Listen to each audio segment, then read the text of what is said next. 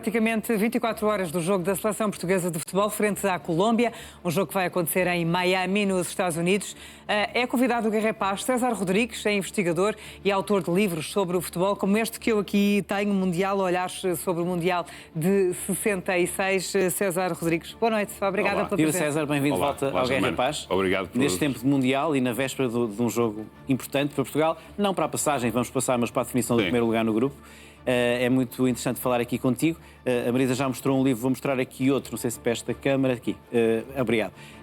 Este belo livro que te assinaste também com o Francisco Pinheiro, do Mundial de 66. E nestes 60 anos que distam esses dois Mundiais, que semelhanças e diferenças há entre o primeiro Mundial de Portugal e agora este? Boa noite mais uma vez, obrigado pelo convite, Germano, obrigado, Marisa, por distribuir jogo hoje aqui para as assistências do Germano. Há muitas diferenças, algumas semelhanças também. Portugal, o próprio país, era um país completamente diferente. Hoje, se nós vemos jogos a cores em várias plataformas, nessa altura foi o primeiro Mundial que Portugal pôde assistir em direto, mas ainda a preto e branco. Um pouco uma metáfora de um país que também era, nessa altura, pouco desenvolvido, com poucas condições sociais e económicas de bem-estar para a população portuguesa também. Há aí várias questões. Por exemplo, a nível de, brincando um pouco, em 66 eram 16 seleções no Mundial. Tínhamos que nos esforçar muito para estar. E agora é o triplo. E foi a primeira participação portuguesa. Agora eu diria, brincando, hoje é preciso esforçar-nos quase para não estarmos, não é? Porque são 48 seleções. E para não passar da fase de grupos, também era difícil neste grupo não passar. Exatamente. Portanto, aí há algumas diferenças. Em 66, apesar de estarmos a falar há 60 anos, tínhamos por lá um bola de ouro. O atual bola de ouro, nessa altura, era um português chamado Eusébio da Silva Ferreira. E hoje temos obviamente, também neste Mundial, um português que já ganhou, neste caso, 5 bolas de ouro.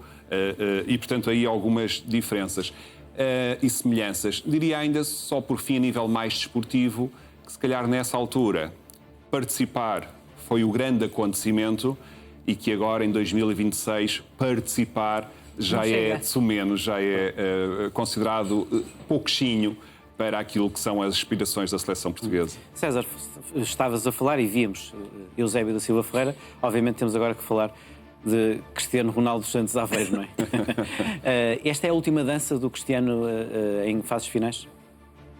Bom, o Cristiano tem sido um prodígio de longevidade. Portanto, eu não colocarei as mãos no fogo a dizer que o Cristiano com 41...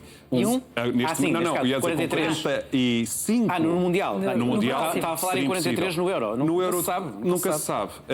Deixa-me só contar uma brevíssima história. O Jorge Mendes, empresário do Cristiano, ele tinha uns 32, 33, disse, eu estou convencido que ele vai chegar aos 40 porque sei como é que ele funciona, como é que ele trabalha, como é que ele se preserva, estou convencido que vai chegar aos 40. E na altura, quem estava nessa observação e nessa conversa, disse, talvez não.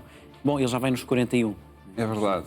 Portanto, os 43 ainda é plausível, penso eu, para um jogador como o Cristiano Ronaldo. Aliás, fizeram-me lembrar, penso que foi em 2011, a Castrol, ele fez um estudo do Cristiano Ronaldo e ele tinha uma série de fatores que eram de sobredotar a vários níveis, também a nível físico. E, portanto, é sempre possível que ele ainda esteja para o europeu, mas eu diria que se o Mundial correr bem a Portugal, se calhar terminará... Correr bem, quando falamos em correr bem, é trazer a taça Jules Rimet. Portanto, aí eu diria que se calhar Ronaldo acabaria em grande aqui este processo. E diz-me uma coisa, além dos recordes, que são imensos, de facto, e absolutamente extraordinários, qual é o legado que vês, tu que és um historiador do futebol, qual é o legado que Cristiano Ronaldo deixa no futebol? Bem, o Cristiano Ronaldo, alguns de nós, assim como aqueles que temos um olhar muito, por exemplo, para o Messi, quando nós começamos a fazer muitas vezes comparações, nós vemos cada vez mais uma perspectiva de opositores, de extremismo, de radicalismo, em todas as visões, também na sociedade. Quando falamos de um legado de Ronaldo, é um legado que tem que ser tomado para o Olimpo dos maiores deuses do futebol, porque aquilo que foi conquistando, aquilo que trouxe também a Portugal, apesar de ter também e ser sujeito também a algumas críticas, o que permitiu, lá está, falávamos há pouco, Hoje em dia não basta participar, não chega a participar. A população hoje, os adeptos do futebol, os adeptos do desporto em Portugal, somos muito mais exigentes e, em parte, devemos essa exigência também a um Ronaldo que sempre fez por conquistar mais por Portugal. Portanto, ele tem Desculpa, deixa-me só dizer, para pontuar, estamos a ver imagens em direto neste momento do treino da seleção. Muito bem. Para um jogo aqui a quase 24 horas, não é? Portanto, nesse sentido, o Ronaldo pode ser considerado um empoderador da própria sociedade portuguesa, porque ele empoderou, ele ajudou a que houvesse uma visão mais positiva sobre nós mesmos e a população portuguesa em geral.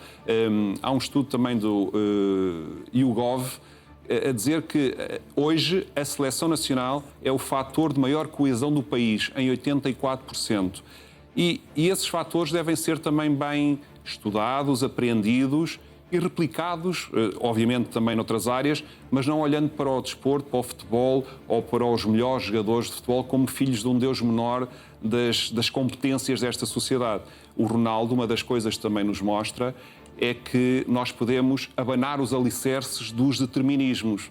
Os determinismos sociais, de onde se vem, os determinismos ambientais, onde se nasce e onde se está. E, portanto, Ronaldo, um miúdo que com 12 anos abandona o arquipélago da Madeira para vir sozinho para o continente, onde sofre aí o que é estar privado da companhia daqueles que lhe são próximos, e se faz jogador, e se faz homem, e se faz alguém que os seus poros têm talento em todas as suas vertentes, é algo que deve ser considerado e se calhar ainda não damos neste momento o verdadeiro valor que Ronaldo merece, independentemente de poder estar exposto a críticas, como todos nós, mas daqui a uns anos, se calhar, ainda daremos mais valor a este Ronaldo quando ele faltar. Posso colocar ainda uma pergunta, porque tem a ver com Cristiano Ronaldo. César, como investigador na área do futebol, dirias que Cristiano Ronaldo funciona melhor quando grande parte dos adeptos desacredita das capacidades que tem, como aconteceu depois do jogo com o Congo? Olha, eu não resisto a uma graça antes de responder. Se isso, estou para a 3? Força. Se isso é verdade, Cristiano, esta é para ti. Ronaldo, não és homem, não és nada, se não trazes o caneco para a rapaziada. Espero que resulte se for esse o caso, mas eu diria que não. Eu diria que o Ronaldo funciona melhor a partir da crença absoluta que ele tem nele mesmo.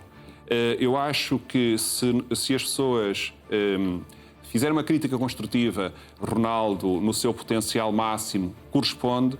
Se fizerem uma crítica menos construtiva, pode servir como algo que dê ali um estímulo a Ronaldo, mas não é, espero eu, acredito eu, um estímulo maior do que aquele que intrinsecamente ele tem na sua motivação para ganhar, para fazer parte. Um Ronaldo que tem 41 anos, começámos a falar aí há pouco, ele não tinha necessidade de estar nestes patamares, nestes papéis. Ele está porque ele acredita que é o que é e é o que faz. E ele quer a simbiose desses dois momentos para ficar neste tal pedestal dos melhores deuses do futebol. E é incrível, o único caso minimamente parecido é o Messi que fez agora 39, são 2 anos e meio de diferença, mas é incrível ver os grandes jogadores da geração do Ronaldo há quanto tempo já acabaram, e mesmo tendo chegado aos 30 e muitos, quando largaram a seleção, é mesmo um outlier completo. É verdade. Marisa, falavas as críticas ao Ronaldo, só lembrar, o Ronaldo está com 41 anos, o Ronaldo neste exato momento ainda só tem 2 jogos e já marcou mais golos em mundiais do que em 4 dos outros seus 5 mundiais. Certo. O Ronaldo marcou 4 golos no Mundial, no 2018 na Rússia, mas em 2006, 2010, 2014 e 2022 marcou em cada Mundial 1 golo. Aos 41 anos, já marcou 2. E eu acredito que não vai ficar por aqui. E já agora, estamos a falar de alguém que tem 975 golos na carreira. Está a 25 golos dos 1000. Dos 1000. Que é o grande objetivo. Acho que isso alimenta também.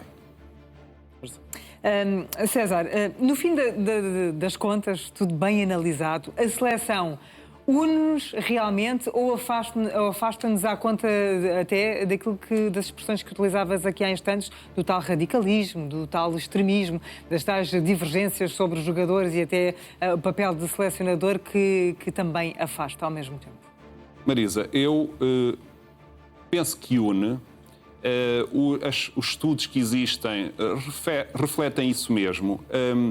Que outro momento que não seja através de uma bandeira a nível desportivo, de uma seleção, em que nos podemos abraçar a todos.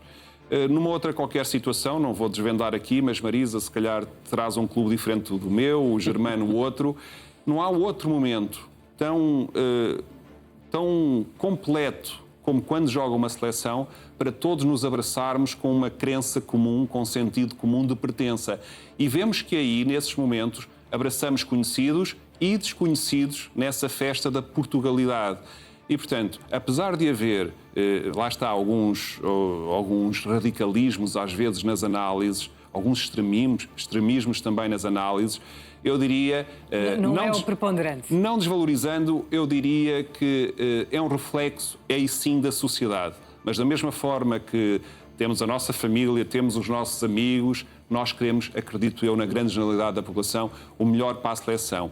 E já agora dizendo, em tudo o que estamos a falar, que os jovens são muito mais crentes nas competências da seleção do que os menos jovens. Há vários estudos que também reportam sobre isso. E aí, temos falado muito do Ronaldo, tem sido um dos temas aqui, o Ronaldo acrescenta essa exigência e dá também essa esperança. Deixa-me reforçar o que estás a dizer.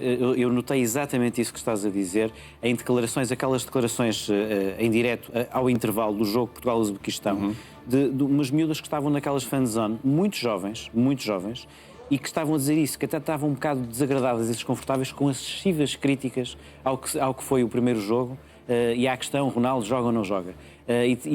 Isso reforça o que estás a dizer. E até porque, por exemplo, há muita gente que não é adepta de futebol, mas vibra com a seleção nestes grandes eventos.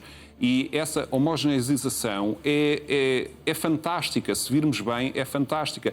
Agora que estavas a falar dessa partilha, lembrei-me também de um caso em 66, de uma senhora que trabalhava em Inglaterra, estava em Liverpool, assistiu a um jogo de Portugal, Portugal venceu e ela estava satisfeitíssima, ela que não gostava de futebol, que nunca ia ao futebol, por saber que no mundo se falava bem daquele país do qual ela vinha e que tão pouco bem falado era nessa altura. Portanto, a devida importância não se deve exacerbar, mas também não é ver com pequenez aquilo que uma seleção e um desporto faz também pelo país. Nós temos muito poucos segundos, mas uma pergunta para uma resposta breve.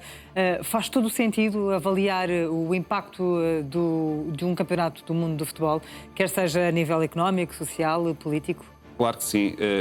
O desporto magnetiza e, portanto, é vendável, é rentável, é magnetizante, como eu digo, e, por exemplo, só a nível económico, porque não temos, então, se calhar, muito tempo para trabalhar aqui algumas outras áreas, se calhar, sociais, demográficas até, eu, se calhar, ponho só o parêntese. Bom, eu diria que se Portugal for campeão mundial, alguns estudos também vão dizendo que, se calhar, vão nascer mais bebés em Portugal nessa altura e nós precisamos bastante para o país de crianças. Mas isso também tem a ver com a altura do ano, porque os estudos também dizem que... É verdade. Mas só dizer que, a nível económico, há estudos que falam num impacto económico de 11 mil milhões. É mais do que o PIB de 50 países mundiais. Portanto, neste ciclo de 4 anos, esses 11 mil milhões.